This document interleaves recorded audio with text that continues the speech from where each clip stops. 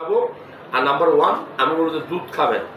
Number 2 আপনি পেয়ারা খাবেন, পেয়ারা খুব উপকারী। নাম্বার 3 আপনি কলা খেতে পারেন, কলা কলা খুব উপকারী। কলাতে প্রচুর পরিমাণে ক্যালসিয়াম থাকে, জিঙ্ক থাকে, আয়রন থাকে। এরপরে 4 নম্বরে আপনি খেজুর খেতে পারেন, খেজুর খুব গুরুত্বপূর্ণ। আপনার মাটির নিচের আলু বা কচু ক্যালসিয়াম সমৃদ্ধ খাবার, খুব গুরুত্বপূর্ণ।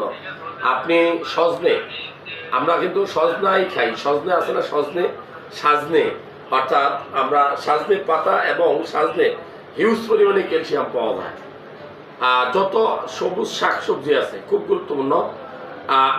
যত সবুজ শাকসবজি ধরেন আপনি পুঁই শাক, পালং শাক, লাউ শাক, হ্যাঁ কচু শাক, তারপরে আপনার কলমি শাক, বেত্তা শাক, এলেক্সা শাক, যে কোনো সবুজ শাক সবজি যত বেশি আপনি খাবেন ক্যালসিয়াম তত বেশি পাবেন। সবুজ কলা, কাঁচা কলা আছে না, আমরা কাঁচকলা বলি, যত বেশি সবুজ কলা তরকারি খাবেন তত বেশি ক্যালসিয়াম পাবেন।